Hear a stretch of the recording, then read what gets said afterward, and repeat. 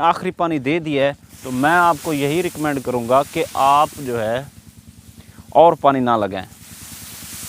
अब और पानी क्यों ना लगाएं भाई?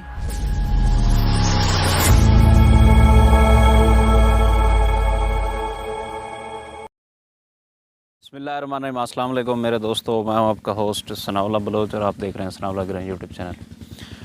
अच्छा, जैसा कि आपको पता है कि इस राइस के लगाने के से लेकर अब तक जो है मैं आपको अपडेट दे रहा हूं और अपने फार्मर्स को अपने नॉलेज के मुताबिक और अपने प्रैक्टिकल फील्ड नॉलेज के मुताबिक मैं चीज़ें बताता रहता हूं। आज की इम्पोर्टेंट बात यह है कि यार इस सिचुएशन में जिसमें आप देख सकते हैं कि 50% से लगभग दाना पक चुका है, दाना बन चुका है और कोई 40 से 50% जो है अभी पक रहा है, जिसमें थोड़ा थोड़ा दूध भी है और चावल जो है थोड़ा थोड़ा कच्चा भी है। इस सूरत हाल में हमें पानी देना चाहिए या नहीं देना चाहिए? तो मेरे भाई, अगर आप लोगों ने इस कंडीशन में आखिरी पानी दे दिया है, अगर आपकी फसल 50% पकी हुई है, 50% रहती है और आपने आखिरी पानी दे दिया है, तो मैं आपको यही रिकमेंड करूँगा कि आप जो है और पानी ना लगाएं। अब और पानी क्यों ना लगाएं भाई? क्योंकि मौसमी सूरत हाल जो है, हवा चल रही है, ये देखें आप, हवा के साथ साथ बारिश का भी इम्कान है।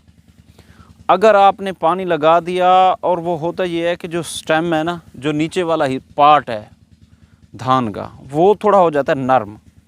अब उस सिचुएशन में क्योंकि दाना पक रहा है, इसका थोड़ा वज़न बढ़ गया है। अब जैसे इसका वज़न बढ़ गया और नीचे वाले जो स्टेम है वो नर्म हो गई है, तो हवा के एक झोंके से ये गिर सकती है। अभी ये फसल मुकम्मल तौर पर हरी भरी है और खड़ी है, कहीं पे भी जो है इसकी गिरने के चांसेस नहीं है, हालांकि हवा भी चल रही है। अब हम ये अभी तक क्यों खड़ी है? क्योंकि हमने पानी इसका ब्रेक लगा दिया है, तब हवा नहीं थी, अब हवा है, लेकिन इसमें उस तरह की सिचुएशन नहीं है कि अगर ये अच्छी खासी हवा आए तो फिर शायद अल्लाह ना करे ये गिर सकती है। लेकिन आपके लिए मेरी यही एडवाइजरी है, यही मेरी जो सिफारिशात हैं कि आप लोग इस सिचुएशन में मज़ीद इसको पानी ना दें, बल्कि इसको रोक दें, उसके दाने के पकने का इंतज़ार करें ताकि आपकी फसल गिरे ना और आपकी पैदावार के ऊपर असर ना हो। वास्सलाम।